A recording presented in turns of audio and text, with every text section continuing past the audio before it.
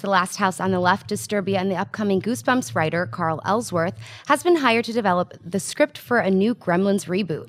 A previous version of the script was written by Abraham Lincoln vampire hunter, writer Seth Grahame-Smith, but that eventually went nowhere. Christian, with all the talk about a Gremlins reboot for years, is it actually time for one to happen? That one went nowhere? How?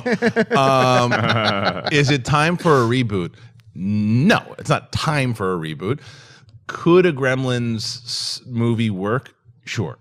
But let's take a page out of what a lot of people have been doing lately, with not relying on just CGI. Let's go back to the practical effects. You got to have some CGI. I've seen a movie like this. Yeah.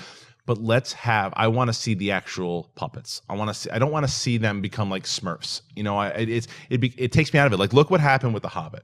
When the orcs in the original trilogy, they're menacing and it's so realistic because you see them. They're it's matter, and then it's so clear that they're not real, and it's just performance capture in that particular circumstance that didn't work for me.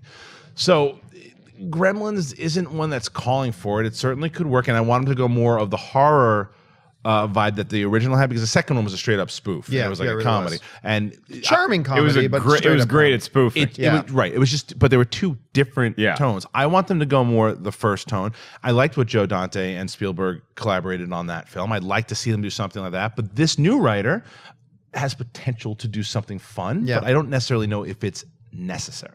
Yeah, I think it's time. I do think it's time. This is a beloved franchise and beloved characters. I'm going to go a little, I'm saying the same thing as Christian, but I'm going to go off on, say it a little bit of a different way. This does need to be a mixture of practical effects and CGI. Right. My fear would be they'd go too nostalgic and go too much on puppets, because what we don't want to see is Stripe or running around. As the puppy. No, my formula that I've always said, even from about a year and a half ago when they first started talking about this, is close-up shots, puppets, movement and action, CGI. Follow that formula. I think they'll capture the best of both worlds, and it'll be done right. And you know what? The thing is, I completely agree with you about the horror aspect. What made the pre-Gremlin so cute and adorably, what do they call them? Mogwais. What made the Mogwai so cute and adorable is that it was juxtaposed against the horror, right? And it kind of became less cute when you got into the second one and it was more spoof, right? It kind of desaturated it for both. Although I did think the second one was really charming and I enjoyed it. But yeah, I do think it's time for this. I think you could probably do it really well. And I think the writer change was really good. It's the one thing that's got me a little bit concerned about the Lego Batman movie, is the fact Grahame-Smith is the guy who's writing that as well. But who knows? Maybe Lincoln Hunter Vampire Hunter was just like a bad fluke, and he'll be just fine. So I'm all for it. What do you think? I think it's definitely time for a Gremlins film. And more concerned to me than the way they do the effects, because I think that you can knock performance capture out of the park. Like, let's say they cast Andy Serkis to play every Gremlin. It'd be pretty neat, yeah. But I like puppets as well.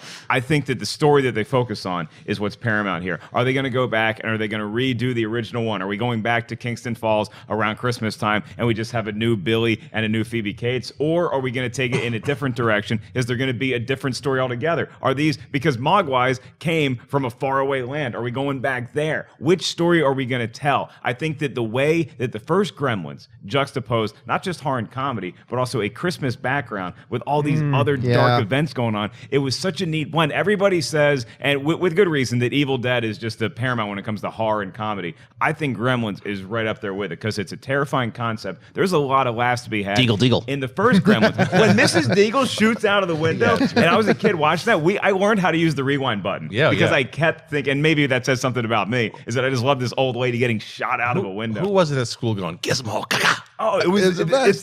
I can't believe you're not more that you don't think it's time for a Gremlins film. Listen, I'm there.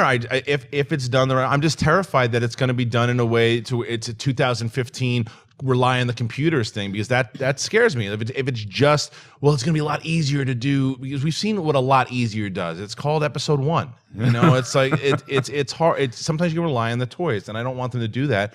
If they put the time, the effort, and the tone in the story the way they did the 1984 version, then it's time. But just make sure we get to see a Gremlin microwave. Wait, I was about to ask, what was it the first? It was the first one.